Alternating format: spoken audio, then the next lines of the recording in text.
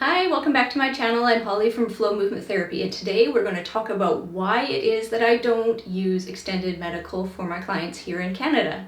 There's a really good reason for that, and I hope that you'll understand why this is actually better for you that I don't use extended medical. Let's go.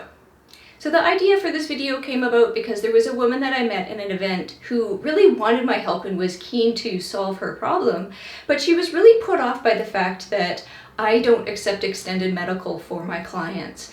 And I thought at first, well, that's a really strong reaction that somebody has, and that doesn't seem like a good client for me. But at the same time, it got me thinking that there's a lot of people that ask me about whether I use extended medical in my practice, and I thought it would be a good opportunity to talk about why it is that I don't, and why I think that's actually in the long run better for my clients. So if you don't know, in Canada we have an extended medical program you can opt into with your employer or individually to be able to have top-ups on your medical coverage so that you can pay for things like chiropractor, massage, physio, those sorts of things without having to pay out of pocket for the entire expense. And it's great. We get really used to using our extended medical to help pay for our services. But the problem is that opting into being in an extended medical type of program really shoehorns you into things that prevents you from being able to work the way you want to work.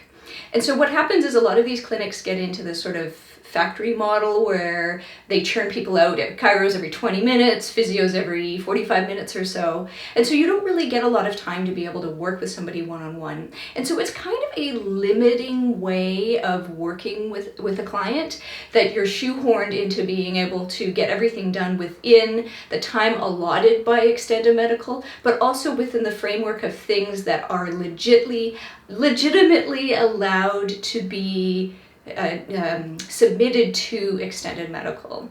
And so although it's great that your extended medical will help pay for your sessions, at the same time it really prevents people like me, from being able to do the kind of work that I want to do. And what does that mean, the kind of work I want to do? Well, I like to spend a lot of time with my clients. On the first session, I'm going to spend 90 minutes with you, deep diving into everything that's going on, doing a lot of different assessments, getting to know you and your problems and what you want to solve, and giving you exercises to take home. And on the most part, extended medical is not going to allow you to have all of those that time spent, be able to do that one-on-one. And then when you go home, I also am continuing to follow up with you and make sure you're doing well. I support you along the way. I give you a lot of extra things that are not possible under the extended medical sort of framework of how things are done.